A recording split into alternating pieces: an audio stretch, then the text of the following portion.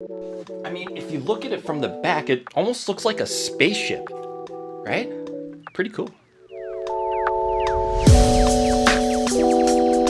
This is a PlayStation 5 development kit. You may have seen leaked photos, articles, and mysterious tweets about it, but probably not one live and in action. That is until now. The elusive PS5 dev kit has been a bit of an enigma, once appearing briefly on eBay for sale and poof, vanishing just as quickly, taken down before anyone could buy it.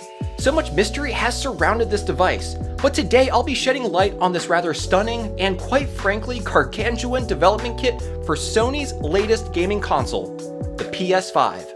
Let's take a look.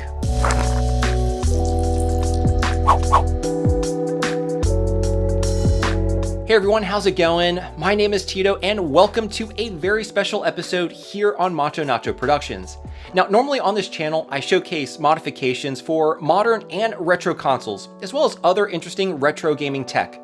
But I have a very unique opportunity to give you a very first up-close look at a PS5 dev kit. Many of you, I'm sure, have seen leaked images of this online, and there was even one listed on eBay about a year ago that mysteriously disappeared after a few hours of being listed. Now, I won't be able to go over the details of how this ended up on my desk, but I will give you all an up-close guided tour of this beast of a dev kit. So I'm not exactly sure what kind of attention this is going to be getting from Sony, since I'm not exactly supposed to have one of these, but should anything happen, I just started a second channel where I will be posting more videos related to this dev kit, so definitely check that out also. I have it linked in the video description. I'll also be posting high-resolution photos of this dev kit on my website, macho-nacho.com, once I've completed my full disassembly video of the dev kit, which I'm filming and editing right now and will be releasing very soon, so we can see what's inside this beast. Okay, so we got a lot to cover in this video. First, I'm going to start off by showing you around the device, checking out all of its unique and odd features. Then I'm going to power it on. I'm really curious to see what kind of development environment Sony set up for this dev kit. And it's my understanding that this particular kit has never been turned on, so we really have a unique opportunity to experience the software working, as I'm hoping this unit hasn't been blacklisted by Sony. And the last thing I want to see is what's behind this mystery door on the bottom of the console. If you have any guesses, write them in the comments below before the video finishes to see if you guessed right. I have a couple thoughts of my own. My guess would be it's a couple of SSD hard drives, but we'll find out soon enough. Alright, so this particular PS5 dev kit model is the DFI-D1000AA. One thing you'll notice on the front is that there isn't an optical drive, so unfortunately I won't be able to test out any retail PS5 games. However, one of the photos that leaked online does showcase a dev kit model that does have an optical drive, so I'm curious how many different dev kit models Sony released. Anyway, enough of the chit chat, let's go ahead and take a closer look around this device. Checking out the front first, there is a lot to take in. Starting on the left side, we see some PlayStation branding, and right below a series of numbers, 0 through 7. It's hard to know what they're for, but I think we'll have a better indication once we turn the unit on. And below that is the power button, which also appears to be used to put the unit into standby mode. And right next to that is the reset button.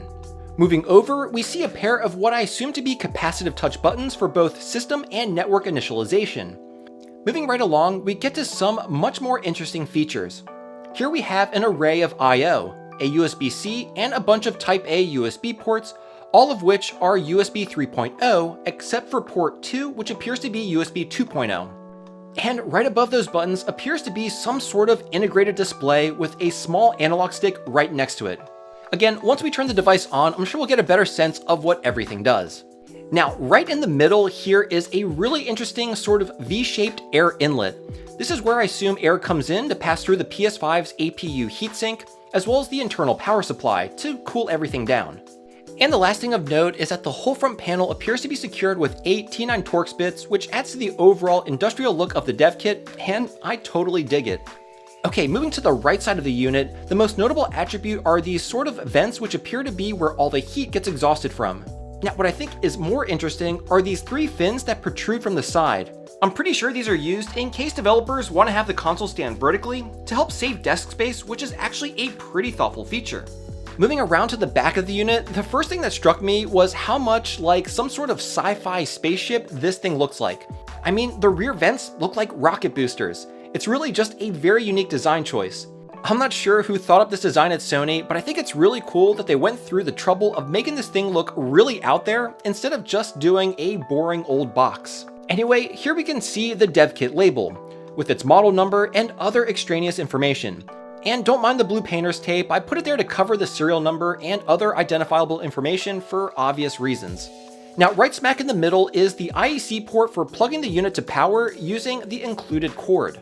To the left, we have two Ethernet ports labeled Developer LAN and the other just LAN.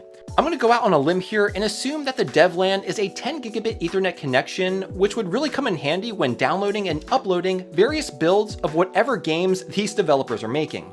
The one just labeled LAN is probably a standard gigabit Ethernet connection, but we'll definitely know for sure once I tear this puppy down in my upcoming video. And on the other side, we have the HDMI port, as well as the last high-speed USB 3.0 port. On the bottom of the console, we see some rubber feet which are actually designed to allow developers to stack multiple dev kits. Here on top of the unit, you can see the indent where the feet can slot into, so these kits are indeed designed to be stacked. But even more interesting than the console's feet is this small door. I'm not sure what's behind it, but stay tuned to the end of the video to find out. Okay, so the moment we've been waiting for. What happens when we turn this thing on?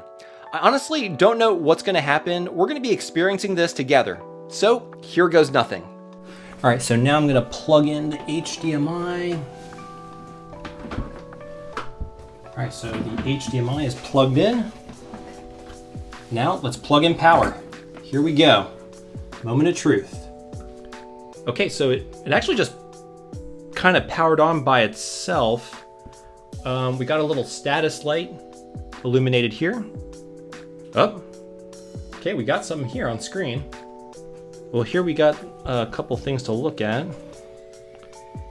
What firmware version we have, and the SDK we're using. Okay. I'm gonna try and power it on again. Oh, okay, there we go, we got something. So powering on, SoC, so the system on chip, so the thing is powering on. And I have the controller it came with here. So far, nothing is on. Okay, I got a PlayStation logo on screen, on my capture card. Oh, there it goes. Ah, okay. Okay, so this is kind of starting up like a normal PS5. Okay, I haven't paired this controller yet. So I probably gotta plug it in through USB. So I'm just going to plug this in to one of the USB ports in the front. See if we can pair it that way. I'm going to do it through the 2.0 port. There we go. Controller is paired. I think I can unplug it now. Let me hit OK. So this looks like a retail. Okay, now this is totally different. Okay, so here we got some information. I'm going to probably blur most of this out. We got a hard drive which has 2200 gigabytes. Oh wow, holy cow, this has a lot of storage. So here's the menu. It's just our standard Sony crossbar menu system. Yeah, so as you can see at the top, it says this dev kit test kit is expired. See activation guide on DevNet. So this system is not activated, and which really means we can't do too much. All right, so modern day dev kits like this one are pretty much useless since they do require activation, as can be seen by the banner on top. This device has not been activated. And developers most likely will also need some sort of license from Sony, as well as what we call a whitelisted IP address for this to connect to Sony servers. In the past, dev kits were pretty much standalone devices and didn't require an internet connection. However, nowadays, that's not really the case, and these tend to serve more as really cool collector's pieces, since people like you and me who aren't game developers won't really be able to use the device for its intended purpose, essentially making this dev kit a really cool looking and expensive paperweight. So with that, I don't expect we'll be able to do much, but that doesn't mean it won't be really interesting to explore the software. But we can take a look inside some of these. Let's see if there's anything in media. So there's really probably nothing in these. So debug settings. Okay, so here's the network dev. So I guess if we were gonna connect to the internet, which I won't be connecting it to the internet, obviously, because it'll probably get banned immediately as soon as I plug this to the internet. System update. No, we're not gonna do that, but There's definitely a lot of debug setting options here. App library, so there's nothing there. So workspace, can't start game or app, okay. You know, this has never been turned on, so nothing has been loaded to it. So this is kind of like a blank slate. Storage, let's take a look at that again. So we have 2.4 terabytes of memory. So that's really cool. So this actually has a ton of internal memory, which we will be taking a look at once I do disassemble this entire unit. Again, really probably the thing that people will be most interested in is these debug settings. I'll have photos of all this. I'll do screenshots of a lot of this and put it onto the Macho Nacho website. Again, I'll have that linked in the video description, but you know, this is pretty interesting. Yeah, I'll be sure to post photos of this. Yeah, if there's anything in particular you want me to capture, do a screen grab of, leave me a comment down below and I'll do my best to do that for you guys. Activation. So obviously this is the activation here. I can't do it from the host because I'm not connecting this online. I don't have a USB key. That was actually something that was told to me, was that you can actually plug in a USB thumb drive and that would be used to sort of activate the unit. So yeah, unfortunately this really can't do much because it doesn't, it's not been activated. And really you'd have to connect it online or maybe sign up and get a developer license and maybe they'll send you an activation USB thumb drive. But again, I don't have that. So yeah, pretty interesting. Okay, well, that covers the software side of things. And as expected, there really wasn't much we can do, though it is still super interesting.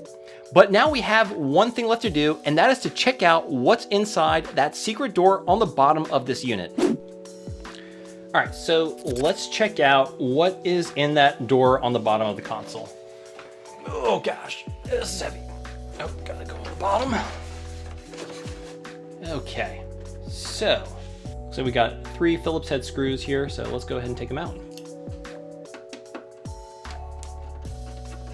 All right, so what do y'all think is under this thing? Last chance to put a guess in the comments. Okay, moment of truth. Ta-da! Okay, so actually there's nothing in here. Okay, so it's just kind of like a retail unit. There's a expansion for a SSD.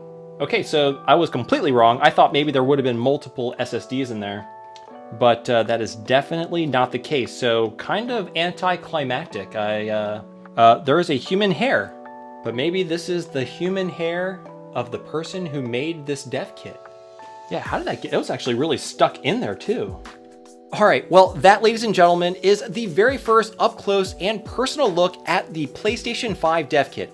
I have to say, I really love the design. It's just so different from a regular retail PS5 console. And honestly, I'm not sure which one I like more. Anyway, if this is your first time visiting the channel, I just want to thank you for stopping by, and I really hope you enjoyed this video. If you did, check this video out here, because if you like this one, I know you'll love that one too.